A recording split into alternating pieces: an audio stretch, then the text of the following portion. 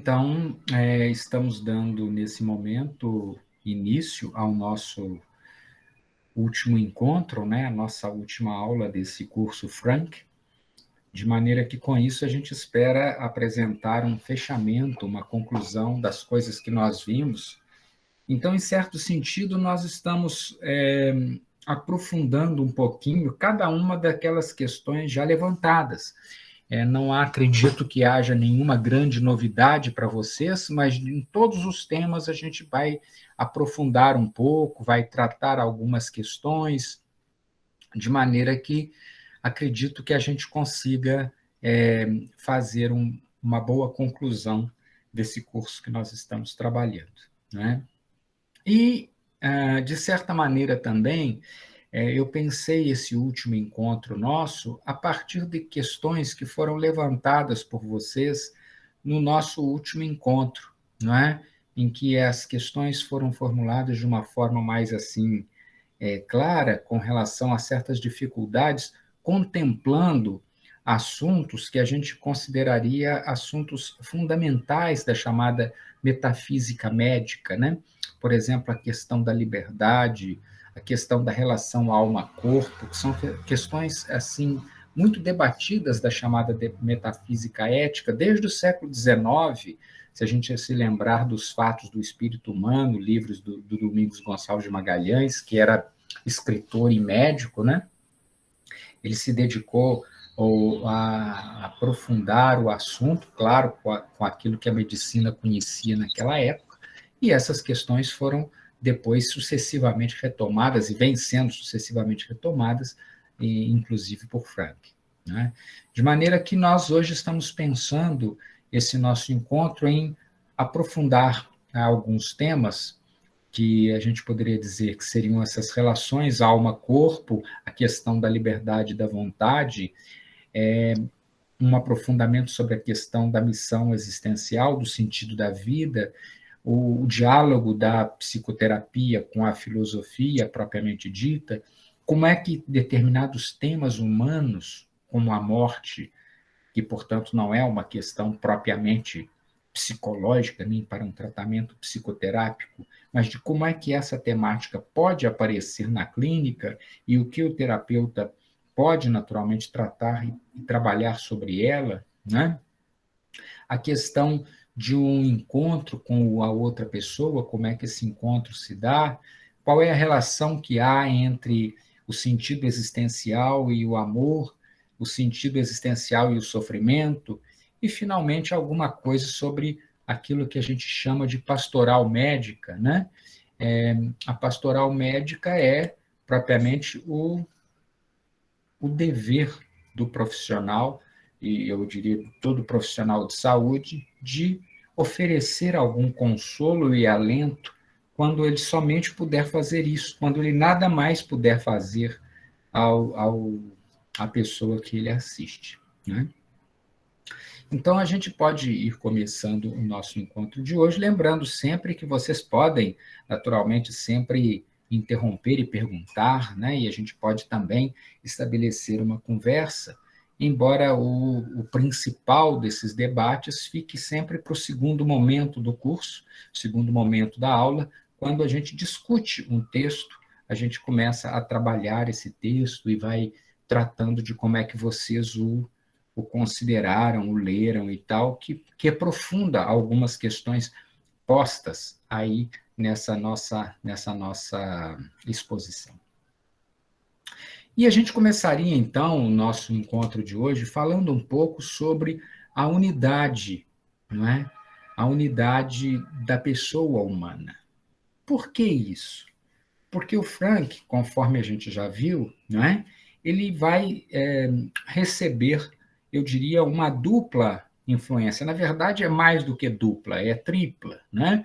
Mas ele vai ajuntar os ensinamentos da psicanálise com aquilo que é a compreensão que a fenomenologia tem da época, que é o entendimento de que o homem é constituído por dimensões superpostas. Ele tem um corpo, esse corpo material tem vida, essa vida tem consciência, e essa consciência ou essa alma tem uma dimensão espiritual. Espiritual no sentido de que ela é capaz de raciocinar logicamente, é capaz de pensar valores, né? Aquilo que a filosofia chama de espírito. Né? E alma psicológica é aquilo que os gregos chamam de alma, quer dizer, aquela dimensão da mente humana referente à consciência que eu tenho de mim, dos meus sentimentos, da vida interior que se passa dentro de mim. Então, nós estamos trabalhando um pouco sobre isso. E a gente começaria tratando, isso é um assunto que a gente já considerou, mas o que a gente quer agora destacar é o fato de que, embora o homem tenha dimensões, essas 4 dimensões, fundamentalmente, né? E mesmo quando a psicanálise diz que a mente humana tem uma parte inconsciente, uma parte consciente, né? Ainda assim, a gente diria que essas formas de tratar o ser humano de forma dimensional, ela não quebra propriamente a unidade do sujeito. Então, a pessoa continua sendo una, ela continua sendo única, ela continua sendo apenas uma, embora ela tenha essas várias dimensões, não é? Então, esse ponto ela é fundamental. Por quê? Porque quando eu falo dessas várias dimensões, eu posso considerar o movimento de cada uma delas como autônoma, ainda que isso faça parte de um único sujeito. Né? Eu vou tentar aprofundar um pouco mais essa questão. Não é? Vamos tentar aprofundar um pouco mais essa questão. Quando a gente considera, do ponto de vista biológico, apenas a dimensão corporal, né, nós podemos dizer que o homem precisa de uma série de elementos químicos para que a vida possa ter um sustento de forma adequada. Então, ele, na verdade, se tem deficiência de algum produto, vai ao médico, o médico diz, você precisa de cálcio, você precisa de vitamina tal, você precisa de comer mais potássio, você está tendo esse problema porque te falta ferro, e assim sucessivamente. Quer dizer, nós temos uma dimensão material que demanda esse tipo de intervenção. Né? E depois nós temos também uma alma psicológica, né, que o Freud estudou bem. O Frank tem o Freud em alta conta, no sentido de que o Freud foi alguém que estudou com enorme capacidade vamos dizer assim, os mecanismos de funcionamento desse processo inconsciente, né? Sobretudo, desse inconsciente da alma, que ele chama desse inconsciente instintivo, né? E o Freud foi capaz de trazer para a gente muitas informações sobre de que maneira que os instintos se fazem representar na consciência de forma simbólica e de que maneira esses instintos representados de forma simbólica, né, se manifestam e comandam, de certa maneira, a nossa vida, e comandam, de certa maneira, o nosso olhar para o mundo, né? O nosso olhar para o mundo, a nossa relação com as pessoas, o nosso perceber o que se passa à volta, está muito contaminado por isso que nós próprios somos, de uma tal forma que quase que aquilo que nós vemos, né, é, de certa maneira, um pouco dessa trama que nós vivemos internamente. Então, aquilo que nós vivemos internamente, de alguma forma, condiciona de forma muito forte aquilo que nós vamos percebendo que está se dando à nossa volta. Mas aí está a grande questão do Frank. É que, apesar disso tudo ser assim, né, nós temos, no nível espiritual, no nível do espírito, que é aquela última dimensão da pessoa humana, a capacidade de fazer escolhas, interpondo nesse mecanismo complexo e pluridimensional um elemento que não está presente em outros aspectos da natureza, que é a possibilidade de escolher um caminho para um lado e para o outro, levar a discussão para um lado e para o outro. E isso é que ele vai chamar de livre-arbítrio.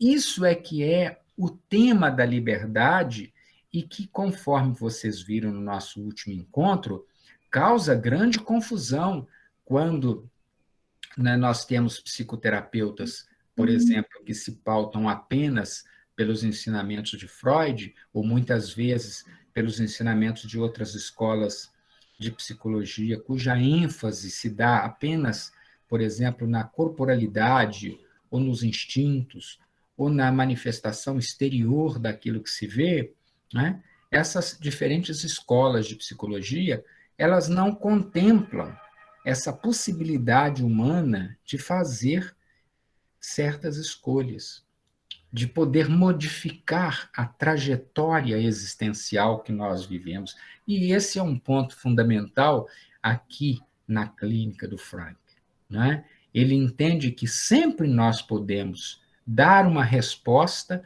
a estas situações em que a gente está, né? As situações nas quais a gente vive.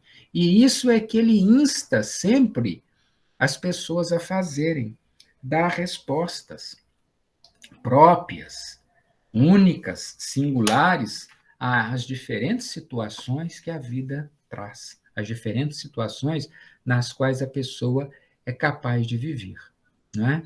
Então, vamos dizer assim, embora cada um de nós tenha múltiplas influências, condicionamentos que nos afetam de todas as formas e que nos condicionam de muitos modos e que limitam nossa liberdade de diferentes maneiras, ainda assim, sempre existe alguma possibilidade de atuar numa ou noutra direção, sempre existe a possibilidade de fazer alguma escolha entre aquelas limitadas que a realidade, a situação, a circunstância me oferece, né?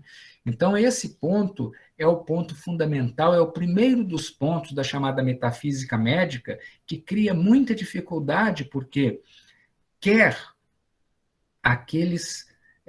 aquela área médica que entende que o homem possui de fato uma mente, mas essa mente se define como uma mente instintiva que age como a dos animais, quer eu entenda, do ponto de vista de uma metafísica médica, que o homem é uma materialidade e cuja as manifestações do pensamento, do espírito, etc., da alma, são apenas uma espécie de manifestação dessa dimensão material, quer dizer, quer numa situação, quer noutra, a liberdade fica comprometida porque ela acaba não sendo considerada, ela acaba não vindo, não trazendo nenhum significado, e muito pelo contrário, o que se faz questão de enfatizar é que essa liberdade não existe, a pessoa apenas se manifesta ou realiza alguma coisa que é uma determinação de natureza material ou uma determinação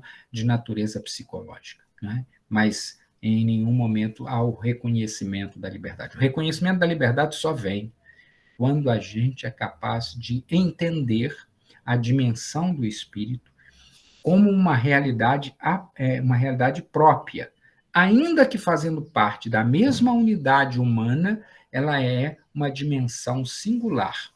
E o que o Frank observa é que essa dimensão singular é capaz de nos afetar de uma forma tal que ela mexe com as outras dimensões. Entende? Ela mexe com as outras dimensões. Quando alguém, por exemplo, né, por amor, renuncia a alguma coisa, provavelmente tanto o seu corpo quanto a sua dimensão psicológica estaria apontando noutra direção, mas ele é capaz de fazer isso. A mãe é capaz, por exemplo, de renunciar ela própria a ter determinado alimento para passar esse alimento para o seu filho, se ela não tem outro alimento, né? Então, nós estamos aí diante dessa situação, não é? Nós estamos aí trabalhando com esses aspectos, não é? A liberdade nos chama a atenção para esses elementos. E isso é que a gente estava, de certa maneira, discutindo. Nós terminamos a aula discutindo, quando eu me lembro ainda que o Mauro, naquelas observações que vinha fazendo, chamava atenção para o fato de que, muitas vezes, a ênfase dada na compreensão psicanalítica é de um determinismo, se não um determinismo de materialidade, um determinismo de forma psicológica. E aí a gente, ao discutir aquilo, né, nós trazemos agora em aprofundamento essa compreensão da liberdade, que nós já tratamos ao longo do curso, né? Mas nós já tratamos agora mostrando como é que essa pluridimensionalidade humana, ela, na verdade, se vale de todos esses aspectos. Então, esse ponto é um ponto importante para a gente entender, né? Então, veja bem, em primeiro lugar, algumas coisas que são muito importantes. Quando nós consideramos o homem livre, nós não estamos falando de uma liberdade absoluta, isso muita gente também se assusta, quer dizer, quando eu digo, bem, a nossa liberdade às vezes é bastante limitada, é entre fazer isso e aquilo, nós não temos mais alternativas. Então, a gente precisa sempre ter essa noção de que as nossas possibilidades, elas são sempre limitadas pela circunstância, né? Mas aqui há um ponto que a gente poderia aprofundar um pouco mais para que vocês possam, para que a gente possa trabalhar, né?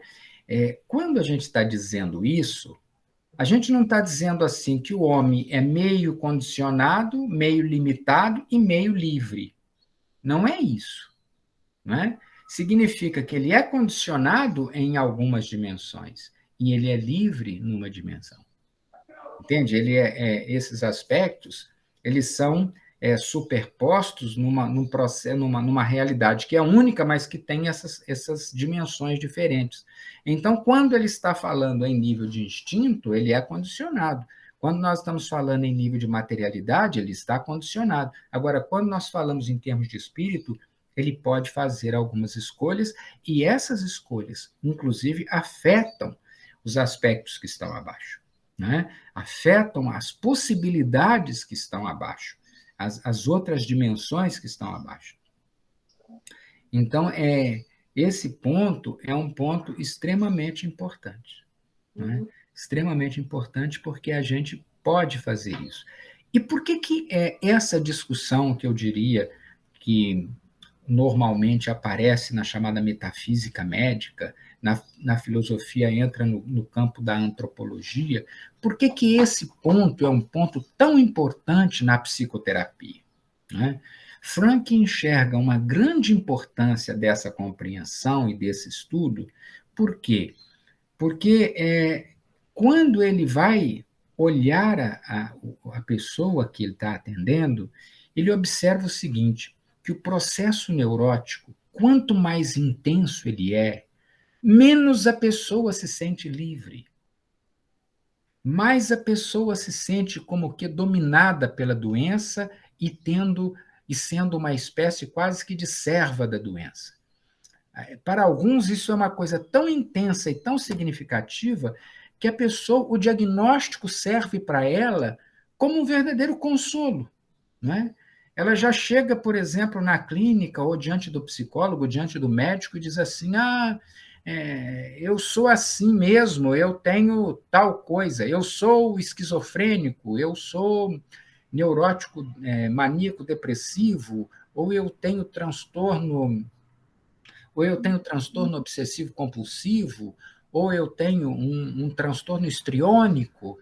Então, a pessoa já leva o diagnóstico como um impedimento de fazer qualquer coisa, como se aquilo já fosse uma prisão da qual ela nunca mais vai se libertar, né? Então, em certo sentido, isso faz parte ou fortalece, lembra o Frank, a dimensão neurótica da pessoa, porque o neurótico, quanto mais neurótico, mais ele está preso, mais ele se sente condicionado, menos ele se sente livre e capaz de fazer qualquer escolha. Entende? Então, essa discussão, embora ela seja uma discussão que se inicia lá pela dimensão antropológica, ela tem profundas implicações clínicas, e isso é que a gente está querendo já destacar nesse nosso encontro, nesse nosso momento de hoje. Não é? A gente está querendo destacar. Por quê? Porque, de certo sentido, eu acho que é isso que o Frank está falando, é sempre bastante cômodo para a pessoa dizer, bom, eu não sou capaz mesmo, eu sou doente, então eu vou permanecer do jeito que eu sou, não é? E isso funciona também como uma excelente desculpa para uma série de coisas. Eu sou doente, então não posso fazer isso, não faço aquilo. Se eu não fiz uma determinada coisa que todos esperam, isso é porque eu estou doente. Então, isso acaba funcionando. Então, é nesse sentido que o Frank sempre destaca e sempre coloca na clínica dele, quer dizer, de fato, há pessoas que têm mais dificuldade do que outras, mas no fundo todos são capazes de, em determinado momento, fazer alguma escolha, né? E essa possibilidade de fazer alguma escolha, mesmo quando limitada, ela não pode ser desprezada nem reduzida, ela tem que ser estimulada e deve ser valorizada, para que a pessoa possa fazer aquelas escolhas que ela, de certa maneira, poderia fazer. Aquela pouca escolha, mas se aquela escolha ela poderia fazer.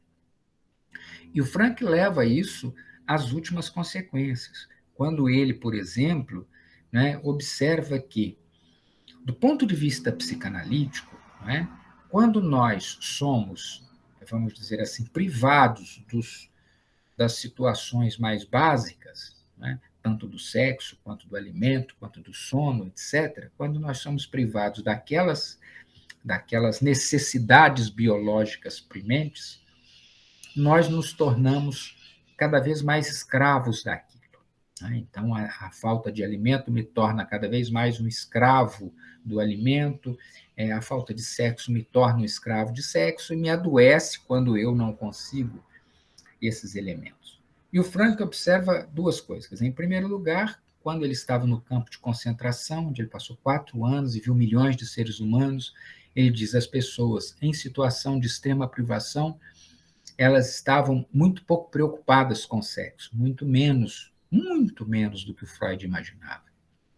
A preocupação delas era, na verdade, muito outra, né? Elas estavam muito concentradas na busca de alimento, mas nem isso era determinante, porque isso abria, na verdade, o sofrimento dessas situações abria para a pessoa uma dimensão, eu diria, fundamental, que era a abertura para a espiritualidade. Né? Abertura para a espiritualidade. Porque o sofrimento, de alguma maneira, me abre a dimensão da transcendência. Então, isso é que ele observou. E ele dizia: e no exercício simples da liberdade, nós vamos notar que uma coisa muito interessante acontece.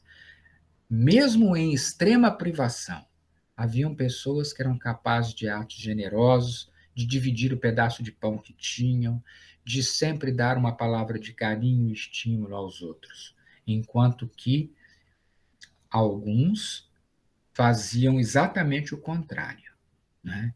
Tinham um comportamento muito próximo dos animais, tomavam aquilo que podiam, desprezavam as outras pessoas, se apropriavam sempre que possível da porção de alimento que era do outro e por aí afora vai, né? Então, o Frank observava que naquela situação de extremo sofrimento, numa situação de extrema privação, onde ele chegou a pesar pouco mais do que 40 quilos, né? Um homem grande, pesava pouco mais do que 40 quilos. Né? Ele viu as pessoas naquela condição, né? Viu e disse que naquele momento se revelavam os santos e os porcos. Né? Ou seja, o homem mostrava o que ele tinha de melhor e mostrava o que ele tinha de pior. Haviam alguns que mostravam o que ele tinha de melhor e haviam outros que mostravam o que ele tinha de pior. Né? Então, essa possibilidade ou isso acaba acontecendo. Então, ele estava chamando a atenção para que o exercício da liberdade me levava nesse sentido. Me dava a possibilidade de fazer escolhas, mesmo naquelas condições em que as escolhas aparentemente eram mínimas ou nem deveriam existir, quando nós consideramos, por exemplo, as coisas de um ponto de vista puramente biológico ou da forma como a psicanálise freudiana considerava, não é? Então, esse é um ponto fundamental, né? Que há sempre a possibilidade da escolha, mesmo quando essa escolha é limitada. E essa escolha não é extirpada em processos de profunda privação. Ainda assim, ela existe e ainda lá os homens são diferentes pelas escolhas que são capazes de fazer. Não é? E por que que essa escolha, e por que que essas escolhas são tão importantes? Primeiro, nós já vimos, não é? Porque elas me tiram do determinismo neurótico, ou pelo menos me tiram da desculpa do determinismo neurótico, de achar que eu faço isso porque realmente eu não tenho outro caminho para fazer. Eu faço isso porque essa é a minha única alternativa de vida. Né? E o Frank mostra que nunca as coisas se resumem a isso. Sempre há alguma coisa que é possível fazer, sempre há alguma coisa que se pode fazer. Né? E há agora algo que ainda é muito mais significativo do ponto de vista da liberdade. Ela é muito mais significativa. Por quê?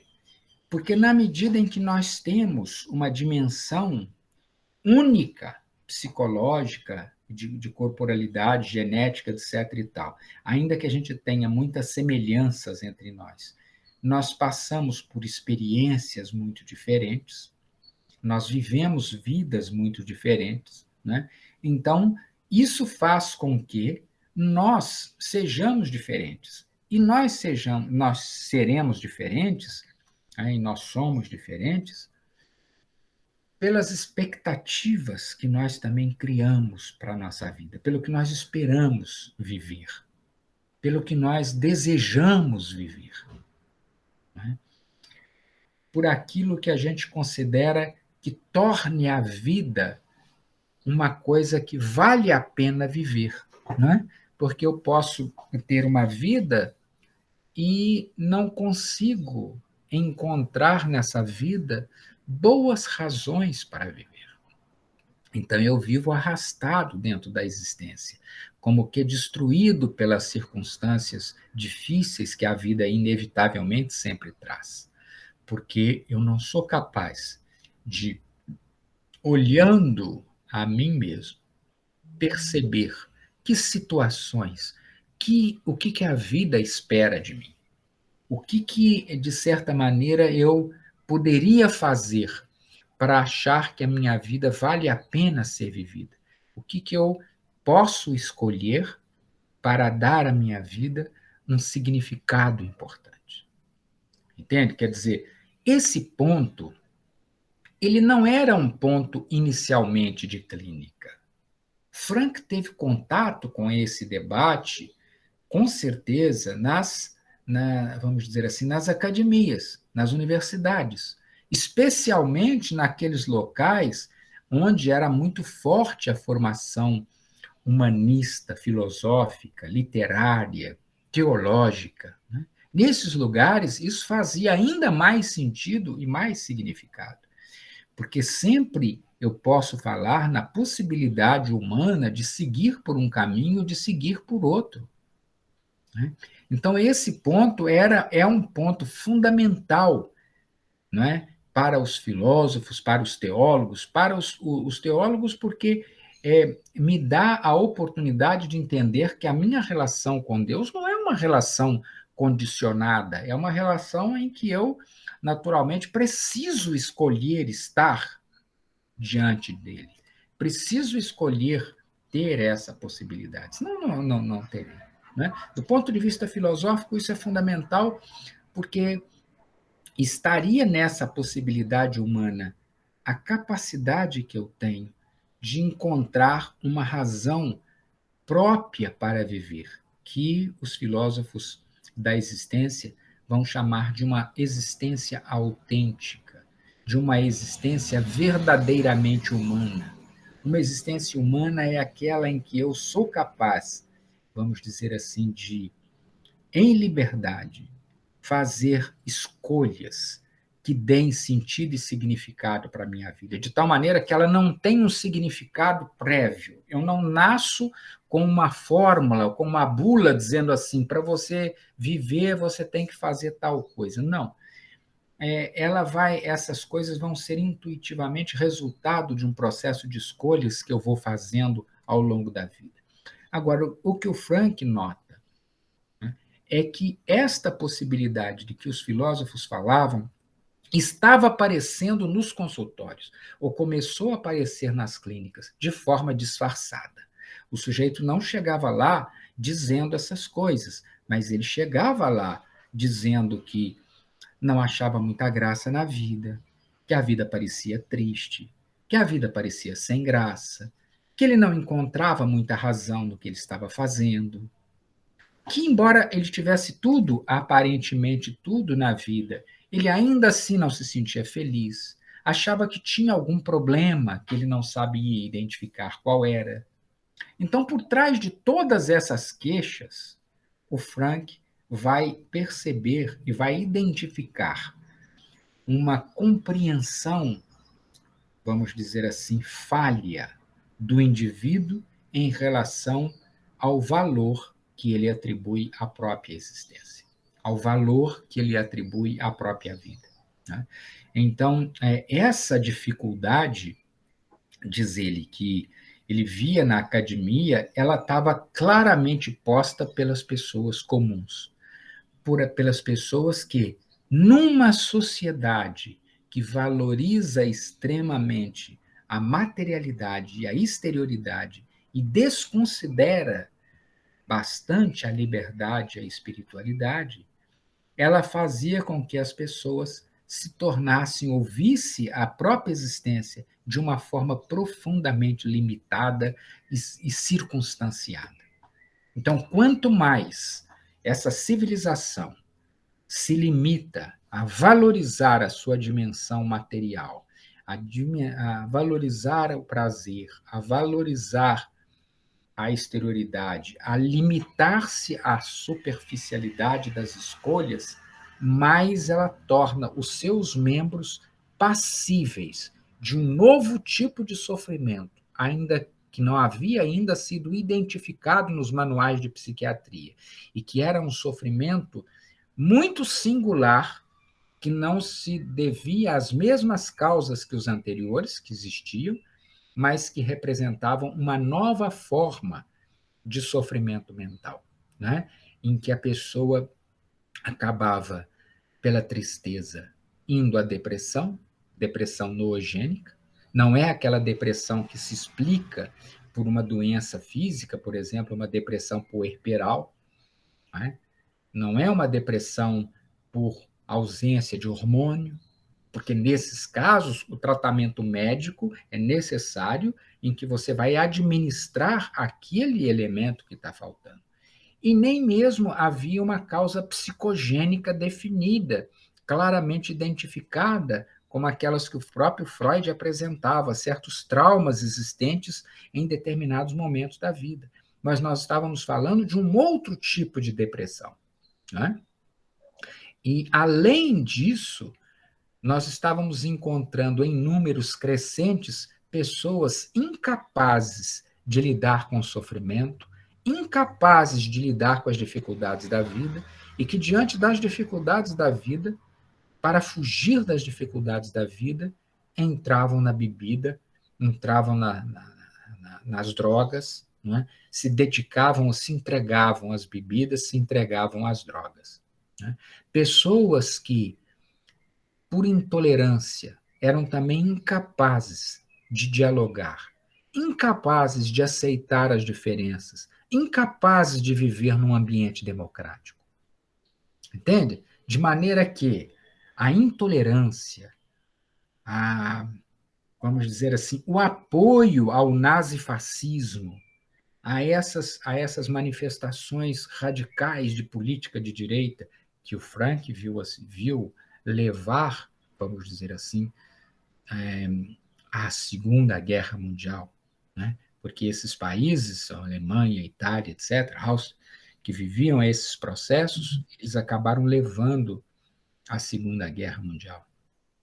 Então, essas sociedades em que as pessoas são superficiais, em que as pessoas imaginam que os defeitos e os problemas que a sociedade tem, a culpa é dos outros, em que você se fecha ou fecha o olhar de humanidade para os outros, todas essas questões que, de certa forma, por exemplo, aparecem nos textos de Ortega sobre a sociedade de massa, aparecem em outros estudos, como o de Bauman, sobre a sociedade líquida, e aparecem sociólogos e filósofos de diferentes natureza, o Frank observa, esta sociedade, ela vai ser a sociedade de um homem doente, porque esse homem, ele vai ser incapaz de descobrir e de identificar os valores na sua própria existência.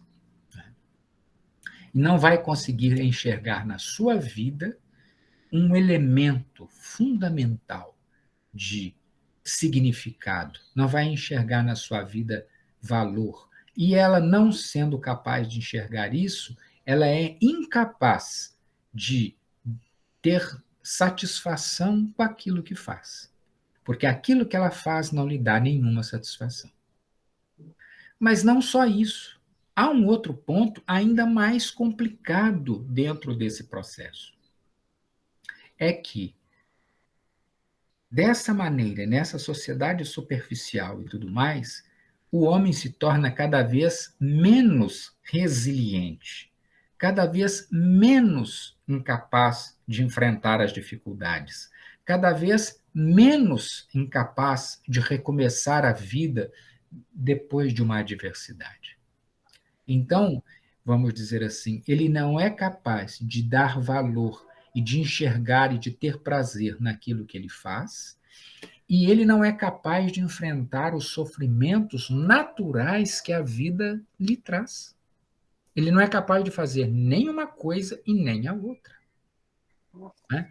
Ele não é capaz disso. Então, essas coisas que muitas vezes se aparecem sobre a necessidade da resiliência, do enfrentamento do sofrimento, de descobrir o valor e o significado da própria vida, que eram temas, eu diria, da escola existencial, da filosofia existencial, elas acabam chegando e acabam indo para a clínica e se tornam não apenas problemas de natureza filosófica, mas problemas de natureza psicoterápica, porque eles afetam a maneira como as pessoas vão viver. E agora, eu diria, nós tocamos num dos assuntos que são de característica claramente humana e de profundo significado clínico. Começo a tratar, por exemplo, do problema do sofrimento e do problema da morte. Morte, sofrimento e morte, né? Fazem com que a vida humana, isso não é um tema de um transtorno mental, é um tema humano, é um problema claramente humano que vai aparecer dentro das escolas de filosofia. Não é? Então, esse é o ponto fundamental. E, de certa maneira, encontrar uma razão para continuar vivendo, para ter estímulo e para seguir com a própria vida e seguir com a vida em frente, né? Esse é um ponto fundamental. É preciso que a pessoa sinta um certo sentido, né, para fazer esse tipo de coisa. Mas a morte, enquanto realidade humana, ela nos coloca diante de uma dimensão fundamental da existência, e contra a qual e com a qual a gente precisa de dar respostas. Né? Então, ela acaba chegando, dependendo da forma como a pessoa trata e dependendo do sofrimento que ela enxerga nesse processo, né? Isso acaba se tornando um peso extraordinariamente grande para ser vivido. E nisso, a clínica do Frank, o curso que eu dei, procurou mostrar que nós encontramos um meio de tornar a vida significativa de tal forma que a morte diante dela passa a não ser uma coisa absoluta, mas relativa, é uma parte da realidade humana. Então, vamos dizer assim, há aqueles que, diante da morte, entendem e que não precisam temê-la, porque viveram tudo aquilo que a vida lhes permitiria viver. Então a vida lhes aparece ter sentido. Mas o Frank diz: isso acontece para algumas pessoas, sim, mas para a grande maioria das pessoas, a única resposta verdadeiramente válida para isso é a abertura para uma dimensão transcendente, que é a dimensão da religiosidade, que o Frank vai dizer encontra-se profundamente enraizada no inconsciente de cada um. Coisas que outros autores, como Jung, também diziam. Né? Eu participei de uma mesa essa semana com o Pedro, e ele também mostra como é que o Jung chega lá. Por outro caminho, com outras questões, mas que ele chega também lá. Então, a religiosidade é uma dimensão fundamental do homem. Ele, quando nega essa dimensão, como muitas vezes a sociedade contemporânea o faz negar, ele adoece. Porque ao viver sem transcendência, ele bate de frente com os limites e não tem uma resposta para esses limites. Ele não tem a capacidade de enfrentamento desses limites. Entende? Então, esse é um ponto fundamental. Quando hoje, e agora nós vamos, independente das discussões e de crenças, não se trata disso, né? Aqui em Juiz de Fora, nesse núcleo de estudos sobre a espiritualidade, a religiosidade, que existe na Faculdade de Medicina, e onde muitas vezes os psicólogos também fazem parte do desenvolvimento de seus projetos, onde eu trabalhei o texto que está aqui, Viktor Frankl, O Inconsciente, que vocês conhecem, foi publicado em Porto Alegre esse ano. Né? Frankl vai observar que quando eu não consigo dar plenitude a essa dimensão espiritual, eu adoeço. O que as pesquisas hoje estão mostrando? Elas mostram claramente que pessoas que não têm, que não praticam nenhuma religião, que não têm uma religiosidade íntima, elas não estão sendo capazes de enfrentar os problemas da vida, passam a enfrentar esses problemas com muita dificuldade. Então, que, de certa forma, possuir uma religiosidade é um elemento fundamental para a saúde humana, para a saúde psicológica das pessoas. E isso que nós estamos vendo as pesquisas médicas comprovarem, encontra nessa teoria do Frank uma explicação. Né? Assim as coisas estão sendo verificadas dessa forma, porque o homem tem dentro dele uma dimensão de religiosidade que não pode ser negligenciada, né? Que não é para ser vivida de forma superficial e banal, né, de qualquer jeito, mas é uma dimensão de abertura para o sagrado, de abertura para a divindade, de abertura para os altos valores, né? E que isso faz com que a sua vida não só adquira sentido, mas ele passa a lidar com as coisas com um outro significado. Entende? Então, esse ponto ele passa a ser fundamental dentro do pensamento do Frank. Né? A abertura e o entendimento de que o sentido é excepcionalmente fator de saúde mental. E que quando esse sentido incorpora a dimensão de religiosidade do homem, ele se torna, ou ele encontra a plenitude e encontra a possibilidade de realizar-se como pessoa, de enfrentar os sofrimentos e de encontrar significado e sentido naquilo que faz. Portanto, é uma questão muito interessante, é um assunto muito interessante, e o texto que eu pedi que vocês lessem, eu sugeri a leitura, não é?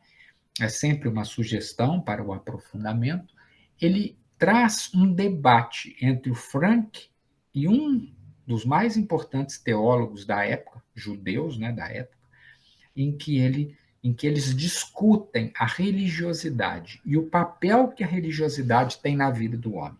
É claro que o teólogo vai discutir isso da sua perspectiva religiosa, teológica, e o Frank vai discutir isso do ponto de vista médico. Como é que ter essa religiosidade, ter essa dimensão, acaba contribuindo para que a pessoa se torne mais sadia, para que a pessoa se torne mais equilibrada, mais moderada, etc. E é muito interessante, porque essas coisas que o Frank vai falando vêm sendo demonstradas do ponto de vista médico de forma seguida nessas pesquisas sobre o papel da espiritualidade na vida das pessoas. Isso vai ficando cada vez mais evidente, cada vez mais claro, quando nós começamos a discutir essas coisas. E isso protege, mesmo aquelas pessoas que têm doenças psicogênicas, e mesmo aquelas que têm doenças físicas graves, elas encontram forças e condição de superação dessas doenças e desses transtornos com muito mais facilidade quando se abrem a essa dimensão religiosa.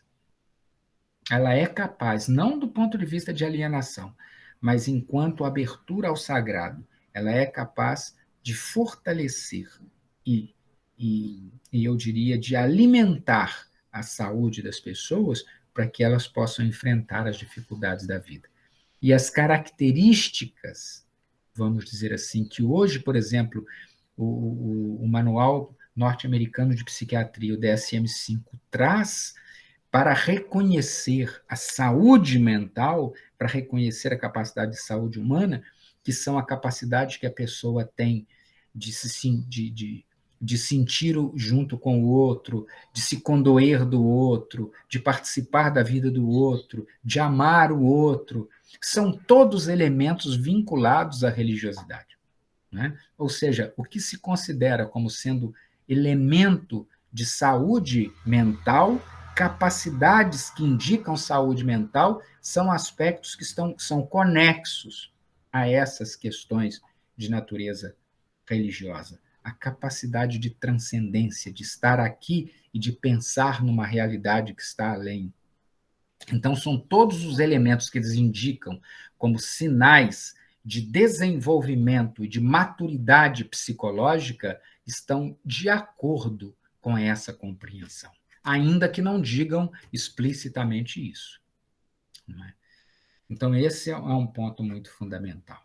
Estamos caminhando, então, para essa conclusão dessa primeira parte da aula. Daqui a pouco nós vamos começar a discutir o texto. Mas eu quero destacar um outro ponto que Frank dá uma enorme importância. Né?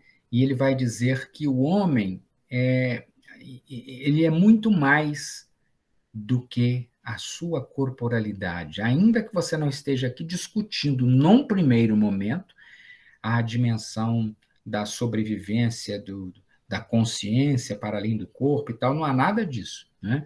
Mas isso seria muito fora, está começando a ser investigado, alguns relatos agora nesse sentido, mas está começando a ser feito. Mas o essencial é que o Frank observa que nós nos referimos uns aos outros, sobretudo pela capacidade e pelo encontro de espírito a espírito. Ele diz, esse encontro é que é o verdadeiro. Quando eu, por exemplo, diante de uma pessoa que morreu, me dirijo e falo dela, eu não estou falando do corpo morto, eu estou falando de um espírito que vive. Ele não é uma coisa que é descrita como morta. Quando eu estou diante de um disco gravado, por exemplo, por um cantor que já morreu, eu estou não apenas diante da sua voz, eu estou diante dele mesmo. Então, o Frank diz que a nossa experiência, independente de qualquer caráter religioso ou místico, né, a nossa experiência de contato humano, ela é uma experiência de contato claramente espiritual, porque o que nos toca do outro é justamente essa possibilidade de espírito. E é essa possibilidade de espírito, vamos dizer assim, que faz com que a gente se reconheça e que o Manual de Psiquiatria, como eu já chamei a atenção de vocês, mostre a nossa saúde mental, pela capacidade de estabelecer relações íntimas, pela capacidade de estabelecer relações de respeito, de solidariedade, de empatia e de amor. Né? Então, uma pessoa saudável é capaz de amar, é capaz de se entregar ao outro, é capaz de cuidar do outro, é capaz de se preocupar com o outro. Né? Então, é nesse sentido. E, então, ao observar as coisas dessa forma, o que nós encontramos na logoterapia é essa compreensão do vínculo, da relação entre o sentido e o amor. Por quê? Porque quando se ama, o amor pode se tornar, e quando ele é verdadeiro, um sentido válido para a vida da pessoa. Né? Ela pode estimular, trazer um novo significado para uma vida. O amor pode trazer um novo significado para a vida. Né? E o amor em todas as suas dimensões, é evidente, é disso que nós estamos falando. Então, esses pontos são pontos fundamentais para essa discussão que encerra, ou que fecha esse curso de Frank, né? Que fecha esse curso de Frank. Muito bem, então, nós já discutimos e já mostramos, já comentamos, inclusive hoje, que também o sentido é capaz de fortalecer a resiliência, a capacidade humana de enfrentar o sofrimento, a capacidade humana de modificar-se e mudar de vida. Né? E o Frank vai falar, entre os sofrimentos que ele menciona, o próprio sofrimento moral, quando devidamente elaborado. Não apenas enquanto sentimento de culpa, que diz muito pouco. Mas ele diz o verdadeiro arrependimento, aquela capacidade que o homem tem de reconhecer que errou, de perceber que é possível mudar, que ele poderia ter feito as coisas de uma outra maneira. Essa possibilidade de se arrepender do que fez, de reconhecer que ele tinha capacidade de fazer de outra maneira, ainda que ele não tivesse feito, de procurar, então, consertar ou fazer uma escolha melhor do que a que ele fez daqui para frente. Essa possibilidade nos torna verdadeiramente humanos. Quer porque nenhum de nós é perfeito e faz sempre escolhas verdadeiras e boas.